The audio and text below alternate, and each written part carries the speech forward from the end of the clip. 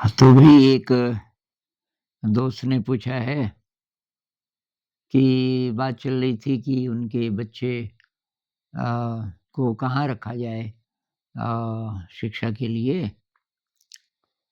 तो उन्होंने बोला, बच्चे की माँ का कमेंट था शायद, कि ये जो कृष्णमूर्ति स्कूल्स हैं, तो यहाँ बोर्डिंग में डाल देते हैं बच्चे को। तो कि मेरे हस्बैंड ने बोला कि बड़ा हो के ये बच्चा बोलेगा कि भई मम्मी पापा आपको कहीं बोर्डिंग में डाल देते हैं, जो बड़ों को डालते हैं जहाँ। तो क्या मैं असमंजस में हूँ कि तो आपकी क्या राय है? तो भई मेरी राय तो ये है, होम स्कूलिंग करो। मेरा थीम ये बहुत पुराना है, जब शायद मैंने जॉन होल्ट की एक किताब पढ़ी थी, और मैं ऋषि वैली में था उस समय। कृष्णमूर्ति जी का सबसे प्रेस्टिजियस स्कूल मेरे ख़्याल से वही माना जाता है। ऋषि वैली स्कूल आंध्र प्रदेश में है।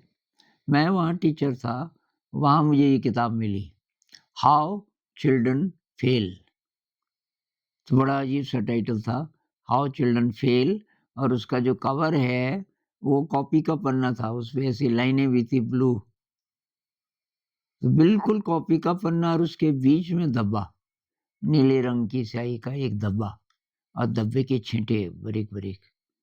और नई-नई किताब आपके हाथ में आती है तो आप बोलते हो, यार ये किसने डाली स्याही? आप ऐसे-ऐसे करते हो कि नहीं, वो तो प्रिंट हो रखा है। तो बोलना ये चाहता है और वो शुरू में ही ये बात बोल देता है पहले ही सेंटेंस में, कि जितने भी बच्चे स्कूल कॉलेज जाते हैं, सब फेल होते हैं। वो भी जो टॉप पे आते हैं, जो सबसे ज़्यादा नंबर लाते हैं, वो भी फेल होते हैं। फेल इस सेंस में होते हैं कि वो जीना नहीं सीख पाते। ज़िंदगी क्या है? और वो आध्यात्मिक तो नहीं था अभी वो आदमी, लेकिन वो जो बातें जैसी-जैसी करता है उस किताब में, उसमें काफ़ी डेप्थ है। तो मैंने कहा, यार ये भूल क्या रहा है?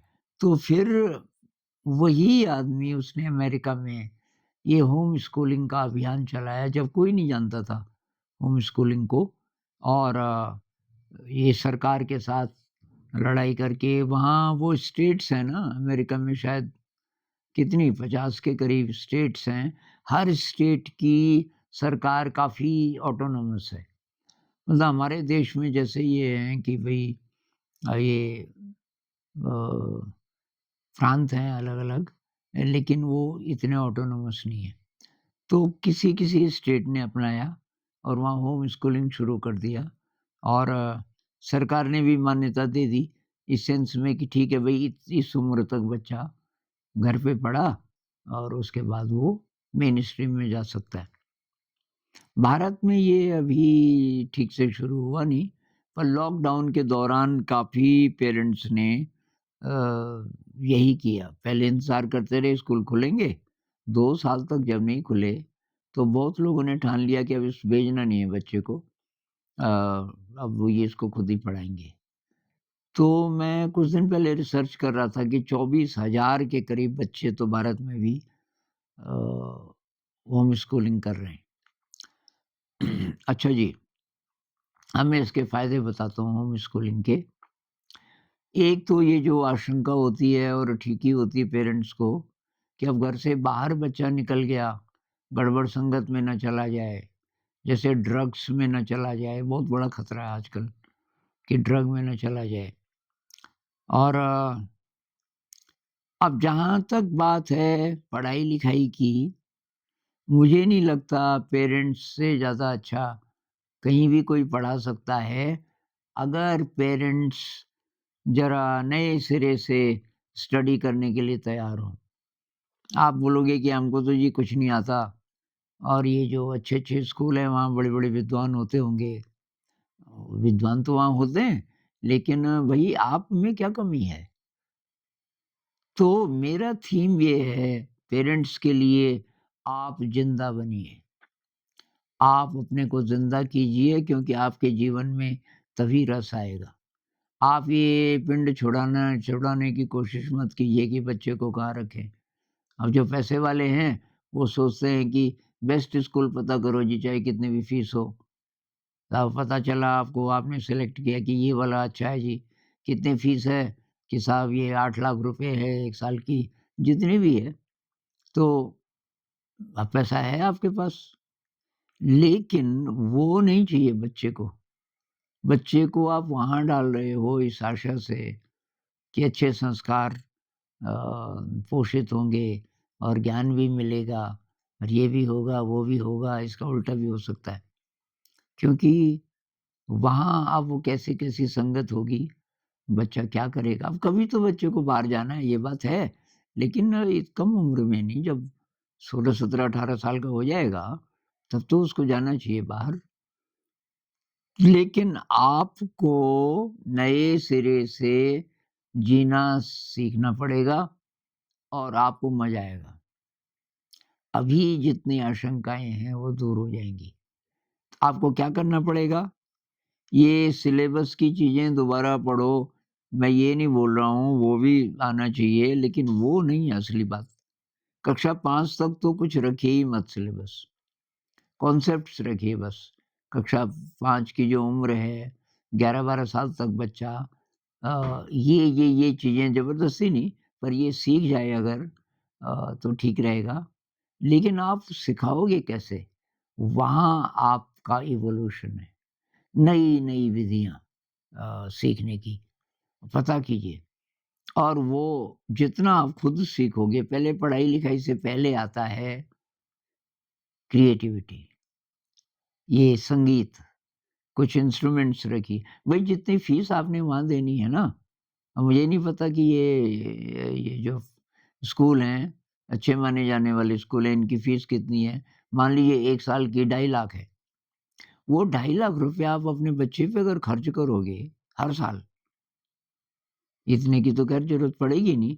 आप 5 साल के अंदर-अंदर बहुत शानदार पुस्तकालय बना सकते हो, लाइब्रेरी बना सकते हो, लैब बना सकते हो, प्रयोगशाला बना सकते हो, खेल का सामान ला सकते हो, बहुत प्रकार का इंस्ट्रूमेंट्स ला सकते हो, बहुत-बहुत प्रकार के। और अब वहाँ भी आप स्कूल जैसा वातावरण ना पैदा कर देना कहीं, कि जी म्यूज़िक के लिए टीचर लाओ और ये आप सीखो। जो चीज़ें आप सीखोगे, आप ही हो वहाँ टीचर सर्वे सर्वा। ये मत बोलो हमें तो जी म्यूज़िक नहीं आता, नहीं आता सीखो। बच्चे से तो आशा कर रहे हो आप कि वो ये भी सीखे, वो भी सीखे और खुद आप बोल रहे हो कि इतनी उम्र हो गई और अब नहीं सीख सकते। भाई क्यों नहीं सीख सकते? आप सीखोगे तो आपका ब्रेन ज़िंदा होगा, आपका जो मैं न्यूरोलॉजी में बात करता हूँ, लेफ्ट ब्रेन और राइट ब्रेन के बीच अच्छा संबंध बैठेगा। ये कॉर्पस कैलोसम ज़्यादा स्ट्रॉन्ग होगा, ये अच्छे रसायन बढ़ेंगे आपके अंदर, ये जो न्यूरोट्रांसमीटर्स हैं अ, ये डोपामाइन है, सेरोटोनिन है, ऑक्सीटोसिन है, गाबा है। अ, ये बहुत सारे ये बातें हम कर चुके हैं पहले। आपके जीवन में जितना रस आएगा, उसका सीधा असर बच्चे पे पड़ेगा। और टीचिंग का तरीका होना चाहिए इनडायरेक्ट। आप बच्चे से कुछ नहीं बोल रहे, आप सीख रहे हो। जैसे आप संगीत कर रहे हो, आप सरगम कर रहे हो, बच्चा जब भी आकर्षित होगा अपने आप आएगा। और इन सब से भी गहरी बात है मेडिटेशन। अगर आप मेडिटेटर नहीं हैं अभी, सीखिए। मेडिटेशन पे पढ़ लीजिए साहित्य, बहुत ज़्यादा साहित्य है, वैज्ञानिक रिसर्च है। अगर आप कन्विंस्ड नहीं हो, ध्यान कीजिए और फिर बच्चा ज़रूर बच्चे को ज़बरदस्ती मत बिठाइए कि बेटा तू भी बैठ, तू भी ट्राई कर, नहीं, आप बैठो ध्यान में। हस्बैंड वाइफ दोनों बैठो और भी परिवार में कोई हैं तो वो भी बैठें और आपको लगना चाहिए कि उसमें कुछ दम है अ, ये मेडिटेशन में। तो उससे जो वातावरण बनेगा, उससे अपने आप बच्चा आकर्षित होगा। तो बच्चे के जीवन में मान लीजिए 5 साल से आप पढ़ा रहे हो बच्चे को, इस बीच बच्चे के जीवन में मेडिटेशन आ गया, उसको आदत पड़ गई क्रिएटिविटी की, हर चीज़ पे गहरे सवाल पूछने की, और वो तरह-तरह की चीज़ें डिमांड करने लग गया क्रिएटिविटी के लिए कि मुझे ये चाहिए, वो चाहिए, वो चाहिए। और कंप्यूटर से बचाइए। कंप्यूटर्स 15-16 साल की उम्र तक बच्चे को कोई ज़रूरत नहीं है। अ किसी भी तरीके के कंप्यूटर की, मतलब मैं सिर्फ़ स्मार्टफ़ोन की बात नहीं कर रहा, ये जो आपका ये लैपटॉप है या कुछ नहीं, इससे दूर रखिए। और जितना नेचर के साथ रह सके बच्चा, बहुत बढ़िया। अगर अभी बच्चा छोटा है 4, 5, 6, 7 साल का है, नेचर के एलिमेंट्स इंट्रोड्यूस कीजिए। अगर बाहर नहीं है ऐसा स्पेस, अंदर क्रिएट कीजिए अपने कमरे के अंदर। अगर आप इतने अच्छे स्कूल में भेजना चाह रहे हो, तो आपके पास स्पेस तो ज़रूर होगा अंदर। एक काफ़ी बड़ा स्पेस, जो काफ़ी बड़े से बड़ा आपका कमरा है, वो बच्चे का होना चाहिए। उसमें रेत, एक कोने पे रेत हो, और तालाब जैसा बना दो। आजकल शायद प्लास्टिक के भी आते हैं तालाब, जो बिल्कुल देखने से लगता है रियल तालाब है। उसमें पानी भर दो, वो लीक नहीं होगा क्योंकि वो टफ़ प्लास्टिक का होता है। और वो और वहाँ आप ये उगाओ, फूल उगाओ, सब्जियाँ उगाओ और चीज़ें, सब्जियाँ खा भी सकते हो, लेकिन वो जो ज़िंदा चीज़ें हैं, उसके संपर्क में बच्चा आएगा। और जब-जब हो सके किसी पार्क में ले जाओ, बच्चा किसी पेड़ को देखे, नीचे घास पे नंगे पैर चले, और चाँद उग रहा है पूर्णिमा का, तो बच्चे को गोद में लेकर के चाँद दिखाओ। अगर आपकी छत है, छत में ले जाओ।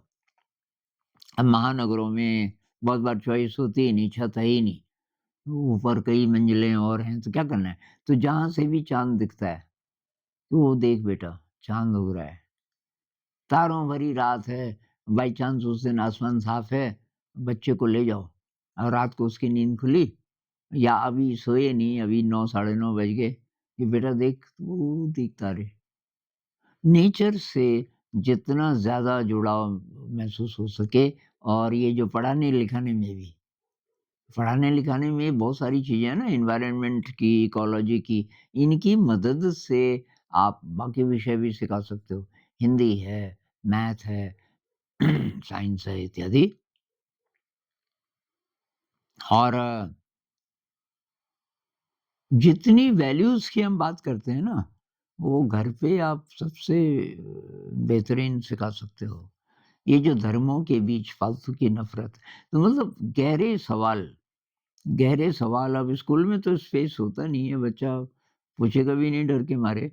लेकिन घर में कि ये जो लेबल लगे हैं, कोई हिंदू, कोई मुसलमान, ये किसने लगाए? क्या ईश्वर होता है? कितने होते हैं ईश्वर? कोई अल्लाह बोलता है, कोई ईश्वर बोलता है, कोई वाहिगुरु बोलता है। 9-10 साल का बच्चा ऐसे सवाल ज़रूर पूछेगा, अगर आपने उसकी जिज्ञासा को प्रदीप्त कर दिया। तो जिज्ञासा बहुत बड़ी चीज़ है। और अगर आप ये शुरू करते हो, तो भई मेरे पास जितने आइडियाज़ हैं, जब तक मैं हूँ इस शरीर में, तो मैं आपकी मदद करूँगा। आप मुझे बताते जाइए, जो-जो मुझे पता होगा, वो मैं बताऊँगा। और हमने अपने स्कूल में जो किया, अब स्कूल 100% होम स्कूलिंग जैसा नहीं हो सकता, क्योंकि रोज़ बच्चे अपने घर से आते हैं, तो अब घर का इन्फ्लुएंस तो रहेगा। अब हम उतने टाइम में क्या कर सकते हैं, 4-5 घंटे में, हमारी बस ये कोशिश है। दूसरी बात, सिलेबस रखना पड़ता है, क्योंकि सरकारी मान्यता है, ये हमने नहीं शुरू किया, स्कूल तो पहले से था। हमने टेक ओवर किया क्योंकि ये बंद हो रहा था।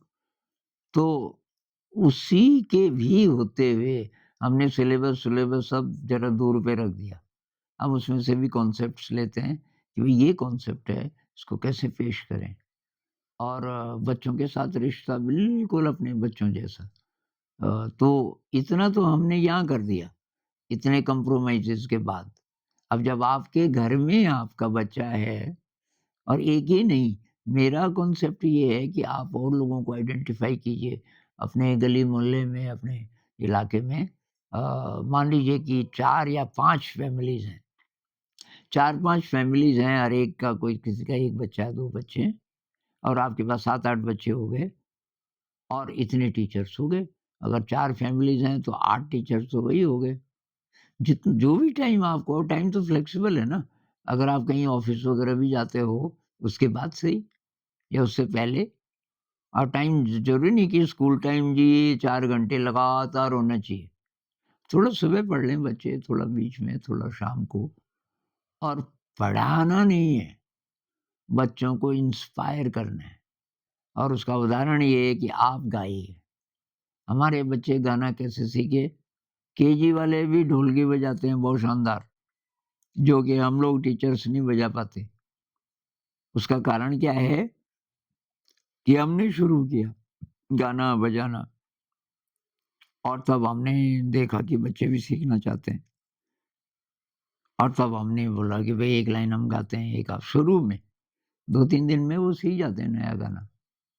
तो ये एक उदाहरण है। जैसे संगीत बच्चा सीखता है, ऐसे ही विज्ञान सीख सकता है, ऐसे ही इंग्लिश या हिंदी कुछ भी सीख सकता है। और एक लिमिट मत रखिए कि अभी ये तो अभी बहुत छोटा है बच्चा, इसको इतनी एडवांस चीज़ नहीं सिखानी। जो-जो वो सीख सकता है और पूछ रहा है आपको सवाल, वो सिखाइए। तो इस पे तो बहुत बात की जा सकती है, लेकिन भई मेरा थीम है होम स्कूलिंग शुरू करो, आप करोगे और लोग भी इंस्पायर होंगे, और धीरे-धीरे ये व्यवस्था बदलेगी। क्योंकि गुलाम बनाने की जो शुरुआत है, वो स्कूल से होती है, और उसमें पेरेंट्स भी शामिल हैं। क्योंकि पेरेंट्स स्कूली शिक्षा के हक में हैं, नहीं तो आवाज़ क्यों नहीं उठा रहे कि भई क्यों बर्बाद कर रहे हो आप हमारे बच्चों को? ये होम स्कूलिंग क्यों नहीं हो रहा है? क्योंकि उनकी उनकी बुद्धि भ्रष्ट हो गई। किसकी? पेरेंट्स की। उन्होंने मान लिया कि बस यही व्यवस्था है, ऐसे ही रहेगा, अब क्या करें? किसी के मन में आती भी होगी बात, वही हो, अब हम अकेले क्या करें? अरे अकेले ही होता है जो होता है। आप शुरुआत कीजिए और देखिए कहाँ तक इसकी तरंग जाती है। तो भाई मेरा काम अभी इंस्पायर करना है। अब आप पता नहीं करोगे कि नहीं करोगे, लेकिन आपने शुरुआत कर दी, तो बहुत बड़ी बात है, और उसमें मैं आपकी पूरी मदद करूँगा। आप मुझे बताते रहिए बीच-बीच में, और जहाँ से भी आपको हेल्प मिले लीजिए। तो अभी इतनी ही बात करेंगे। नमस्कार।